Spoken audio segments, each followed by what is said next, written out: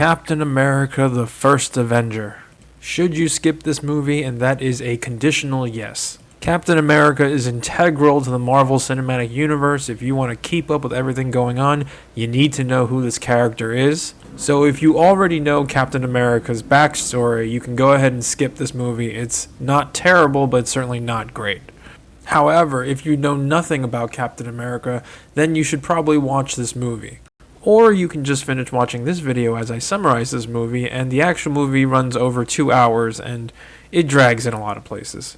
The main issue with Captain America is that he's a very beige character, vanilla, boring. He doesn't really have an edge, he's kind of one-dimensional. It won't be until years later where Marvel figures out how to portray him in a way that audiences love.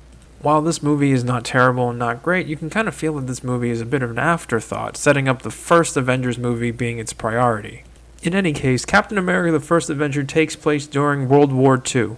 The story centers on Steve Rogers, a young American who feels a patriotic duty to join the American war effort against the Nazis. Steve tries enlisting several times, but is too weak and sickly to pass the enlistment standards. His efforts do catch the eye of a Dr. Erskine. Erskine is a scientist who runs a secret government program that hopes to create the world's first super soldier.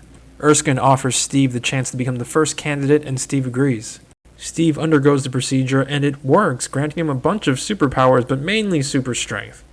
Unfortunately, a spy was also in attendance during the procedure and kills Erskine and blows up the lab, stopping any attempts to recreate the process that worked on Steve. Steve later catches the spy, and it is revealed that he is an agent of Hydra. Hydra is a former Nazi deep science division that has gone rogue. They discovered something called the Tesseract, a source of unlimited power, and have used it to power a new generation of high-tech weapons they are now using to take over Europe. Hydra is led by the Red Skull, a former colleague of Erskine who has also undergone an older version of the super soldier process that has granted him superhuman strength as well as melted the skin off his face.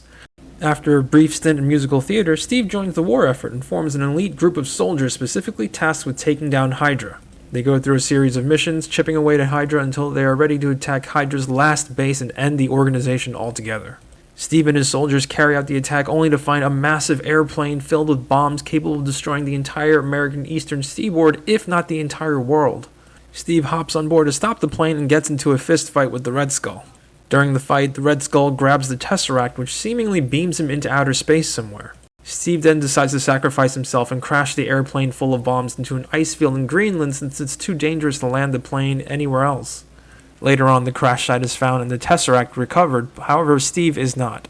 70 years later, however, they do find Steve's body. Turns out, due to the super soldier process, Steve was actually frozen in suspended animation in the ice. S.H.I.E.L.D., Marvel's fictional law enforcement organization, now thaws Steve out of the ice and wakes him up. Steve now finds himself in the 2000s, a completely different world from where he was from. There are a few things to take away from this film that come up in future Marvel movies. First, Steve now lives in the present day, meaning he can join the Avengers movie, and he does. Second, Bucky, Steve's best friend, dies during one of the missions, and that continues to trouble Steve even through later Marvel movies. Third, the Tesseract is in fact an Infinity Stone, a big plot device that comes up in later Marvel movies. Fourth, Peggy Carter, British agent and Captain America's love interest, returns in multiple future Marvel movies. In fact, she is so successful a character that she actually gets her own TV show that gets a couple of seasons. Lastly, the Red Skull doesn't show up in any Marvel movie for about 10 years, and when he does show up, it's a bit lackluster. So that's the end of this video. I hope you enjoyed watching it as much as I enjoyed making it. Please like, comment, and subscribe if you enjoyed what you've seen here.